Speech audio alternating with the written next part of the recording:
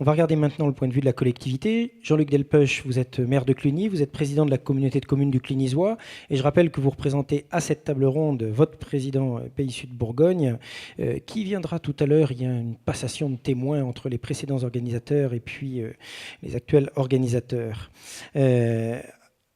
Alors, au niveau d'une collectivité, pour vous, territoire à énergie positive, qu'est-ce que ça signifie, qu'est-ce que ça représente et comment est-ce que vous vous impliquez ? Merci, bonjour à tout le monde et puis bienvenue à Cluny. On est vraiment très heureux que vous soyez là. Pour répondre à la question qui est posée, pour nous, ici, un territoire à énergie positive, c'est un territoire qui a conscience de sa responsabilité en matière d'énergie et de climat. C'est-à-dire que c'est un territoire qui se rend compte que ces questions graves, importantes, stratégiques, à l'échelle internationale, à l'échelle globale, ne se résoudront pas uniquement à l'échelle globale. C'est-à-dire que, pour faire court, si on attend que les gouvernements se mettent d'accord pour trouver la bonne répartition de l'effort apporté, ça peut durer fort longtemps et on accouchera d'une souris. Donc ça ne veut pas dire qu'il ne faille pas que les gouvernements en discutent entre eux, il faut absolument qu'ils le fassent, mais on ne doit pas attendre qu'ils aient trouvé la solution. Et il est important que tout ce qu'il est possible de faire au plus près du terrain soit entrepris. Et de ce point de vue-là, nous pensons qu'il y a bien sûr ce que l'individu, ça a été dit déjà, peut faire à son niveau, en changeant son mode de vie, en faisant tout ce qu'on peut faire à un niveau individuel, mais qu'entre l'individu et le niveau global, il y a plusieurs étages auxquels on peut faire des choses qui ont véritablement du sens. Et pour nous, nous sommes en territoire ici très rural. Pour vous donner une petite illustration de cela, notre communauté de communes, c'est 26 communes, donc un nombre relativement important. Eh bien, ces 26 communes ne représentent qu'au total 12 000 habitants. Donc vous voyez, Cluny, la mégalopole de Cluny avec ses 5 000 habitants est vraiment la capitale centrale de ce territoire. Et ça veut dire qu'en moyenne, les 25 autres ont à peu près 200 habitants en moyenne. On va s'élargir au 1er janvier prochain, on sera 36 communes. Les 36 communes, tous ensemble, on devrait être 13 000 à peu près. Voyez, donc on est à des échelles de communes toutes petites. Alors ça a l'avantage qu'on est donc du coup en circuit très très court et qu'entre les élus et la population, on se connaît vraiment tous parfaitement. Mais ça veut dire aussi qu'à l'échelle d'une commune de si petite taille, même les 5 000 habitants de Cluny, on ne peut pas raisonnablement penser avoir une politique de l'énergie et du climat. Par contre, on s'aperçoit en travaillant les 26 et bientôt 36 ensemble qu'il y a des choses significatives qu'on peut faire. Donc pour nous, en résumé, un territoire à énergie positive, c'est un territoire qui est capable de résoudre à son niveau un certain nombre de problématiques qui touchent à l'énergie et au climat.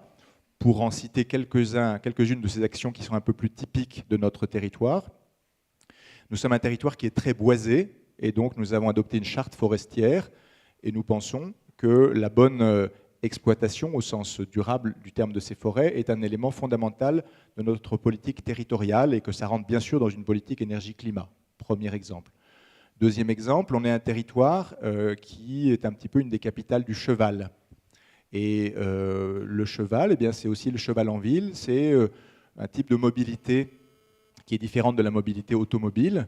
Et donc, on pense qu'il y a là, on a déjà commencé à le faire, nous avons un cheval municipal, nous travaillons en liaison étroite avec l'Institut français du cheval et de l'équitation, c'est-à-dire le haras national, et nous pensons qu'il y a un vrai potentiel à travailler sur des modes de mobilité complémentaires et donc qui font appel au cheval. Troisième élément, nous sommes dans un territoire de patrimoine, ça je pense que chacun l'a un peu en tête. Juste pour illustrer ça, le bâtiment dans lequel on se trouve, qui s'appelle l'hôtellerie de Saint-Hugues. Saint-Hugues, c'était un des abbés de Cluny, donc dans les années, à la fin de l'an 1000, des années 1000. Eh bien, ce bâtiment, alors j'en profite pour faire des excuses, vous entendez des petits bruits parasites, etc., parce qu'on est en train de le rénover. Et la charpente qu'il y a au-dessus de nos têtes qu'on ne voit pas ici, on est en train donc de la remettre un petit peu en état.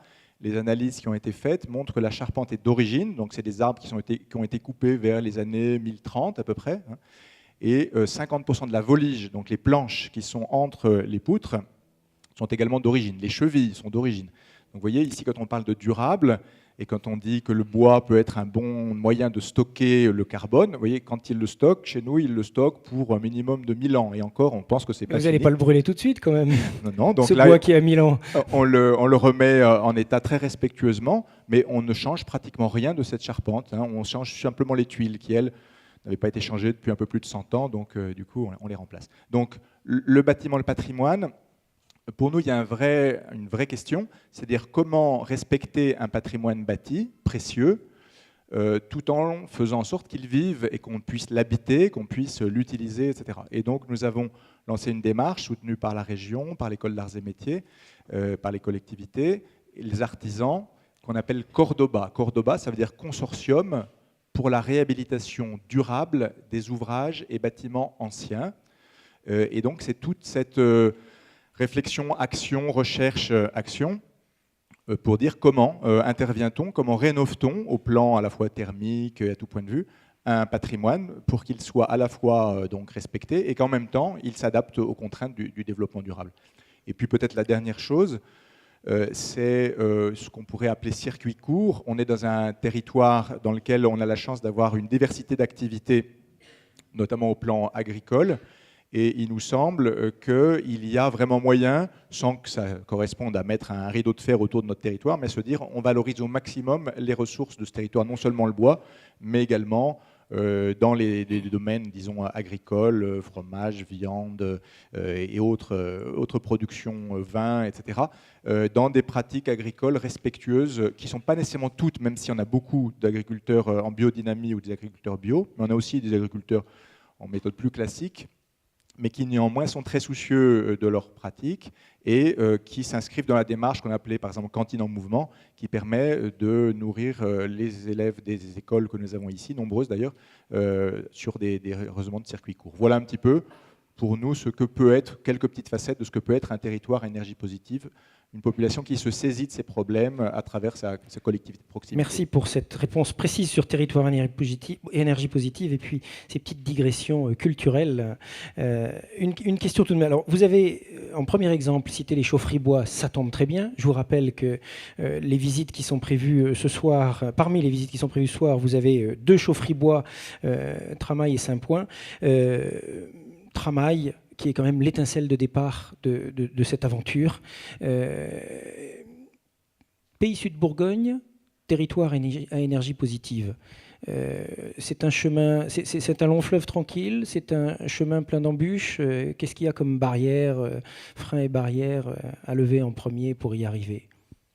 Jean-Luc l'évoquait tout à l'heure en 2 mots. La première barrière qui a eu levée, c'était de construire le Pays Sud Bourgogne, ce qui probablement c'était avant que nous arrivions dans nos fonctions électives. Mais donc il y a eu un certain nombre de difficultés, je pense, de vision locale, etc. Bon, depuis, ce chemin a été franchi et donc on a un territoire qui, au sein de ce pays, est fédéré au point qu'il a adopté un plan énergie-climat. Donc ça, c'est au niveau du Pays Sud Bourgogne, et puis ensuite un certain nombre de projets qui se développent. Donc il y a, depuis que le pays est en place, on se rend compte de ce qu'apporte une telle structure et de la capacité à faire travailler des gens qui, au départ, n'avaient pas forcément les mêmes options, les mêmes points de vue, ni les mêmes réalités, puisque dans ce pays, on a à la fois des territoires très ruraux comme le nôtre, et puis également une ville un peu plus grande comme Mâcon, par exemple, qui, elle, se trouve sur des grands axes autoroutiers, ferroviaires, fluviales, etc., qui a donc une activité également de type industriel et autres.